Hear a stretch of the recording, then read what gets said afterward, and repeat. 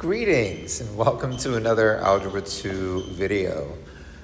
This video is going to be for lesson 1.4, and for those of you who have taken Algebra 2 before, this is a slight variation from last year because there are a couple of new things in the curriculum. So this lesson is mainly going to be about function classification, and it's also mainly going to focus on graphs. This is fairly vocab heavy, but I think the visual will be very clear cut for most students. And this is really just about making some identifications based on what we see in a graph. So I'm going to give you 4 different definitions here, and hopefully they make sense. So the first thing is that we're going to be talking about intervals of graphs. Now, we talked a little bit about that in lesson 1.3 when we were talking about domain and range, but an interval is just basically horizontal, meaning we're looking at some section of the graph from, let's say, like here to here, right? Or from like, I don't know, from like this to this. So I'm going to give you some examples here so that you can have a visual of what these look like. So first thing we're going to talk about is an interval of a graph is said to be positive if that interval is above the x-axis. So for example, if I look at the interval between, let's say, from 5 to, I don't know, let's say 7. So if I'm looking at the interval from 5 to 7, I'm looking at this part of the graph.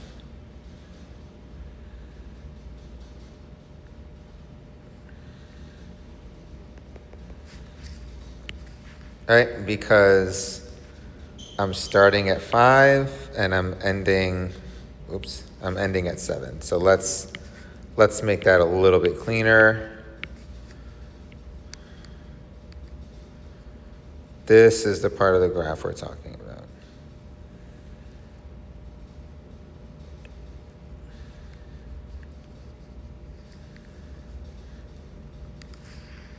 Okay, now because this arrow is just going straight up and there's no indication that it's going to change, we can assume that this whole part of the graph is above the x-axis. Therefore, that interval is positive. So this is a positive interval. And again, in words, we're saying that between x equals 5 and x equals 7. Intervals like this always deal with the x. Always, every single time, without fail. Okay, so that section of the graph is positive. Okay, an interval of a graph is said to be negative if that interval is below the x-axis, right? So this part would be positive because it's above the x-axis. And something like this, let's say from -2 to -1, all of this is negative because that whole part of the graph is below the x-axis. So this might be from -2 to -1. And given that there's a down arrow here, you could say from -3 to -1 or -10 to -1, like this whole area is going to be negative. What I can't do is I can't say, oh, from -2 to 5. is negative. I can't say that because this part of the graph is above the x-axis. Also notice, I can't even say from like -2 to 0 because at 0, the function isn't below the x-axis, it's actually on it. So we've got to be really specific about what's negative, meaning that the y value is exactly less than 0. Okay, so in short, the interval is positive if it's above the x-axis, it's negative if it's below, period. Okay, intervals where the graph is increasing, literally it means the graph is moving up. So you can choose anything in here. You could choose anything in here. Any of this is increasing. So for example, I'll give 2 intervals that are increasing. So let's say from -2 to -1. We could also say from 3 to 5. And these aren't the only intervals that are increasing. There's a ton of them. We're just giving specific examples so that you can see. And then decreasing, the graph is moving down, right?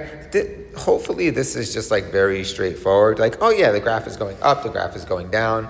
We just want to be careful about the intervals that we're using. We talked about this in domain and range. I'm using parentheses for all of these intervals as a safeguard, right? I'm not trying to get into like things like this where my y value is 0 because then it's not positive or negative, and then I'm just making my life more complicated. Don't need to do that. We want to keep it simple. I will leave it to you to share an interval where the function is decreasing, right? There's really only one here, but there's only one space rather, but there's a whole bunch of intervals that you could write. In this course, you'll want to be able to say, oh, over this interval, the function is positive and increasing, or negative and increasing, or positive, wait, did I say those? Negative and increasing, negative and decreasing. That's usually it. It's usually just those 2 things. When you go into AP Pre-Calculus, you'll learn other classifications that kind of fall into this category, but are a little bit more complex. All right, so that's the first part.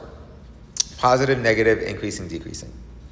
Okay, so over the interval from 3 to 4, so I'm looking at the x's. So from 3, so here's x equals 3, here's x equals 4. So over that interval, ask yourself, self, is my function positive or negative? Am I above the x-axis or below it? If you said below, you're correct. So this is going to be negative. And is this increasing or decreasing? If you said decreasing, you are incorrect. It is negative and increasing. All right, I'll leave the second one as an exercise to you, but it's really just as simple as this, just looking visually, seeing where the graph is and how it's moving. Okay, even and odd functions. In the previous version of the curriculum, you had to do this algebraically, but here it's just visual. I do want you to copy graphs here because this is very visual. It's that simple. The graphs don't have to be perfect, but you want to make sure that you're meeting the criteria here. So first thing, a function is classified as even if its graph is symmetrical about the y-axis. This should be something you're familiar with from geometry, but symmetrical basically means this. If I were to draw a line down the y-axis, I could then theoretically fold one side of the graph over the other and it would overlap. So the right side of the graph is identical to the left side. It's a reflection. right? And hopefully we can see here that this meets that criteria, and so does this, right? Same deal. Just make a dashed line down the y-axis.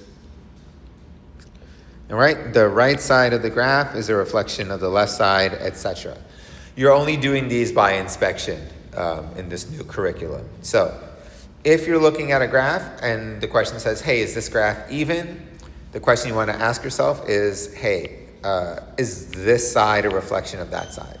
If yes, it's even. If no, it's not, period.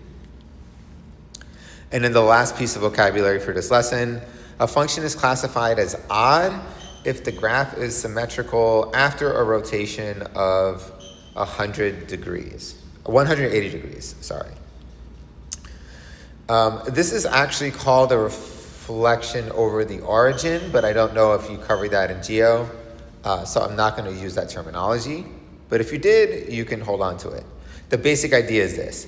If you were to look at the graph upside down, meaning you literally rotate your paper 180 degrees, if the graph looks the same as it did originally, that function is odd, right? So here I have two examples of odd functions. So here's one.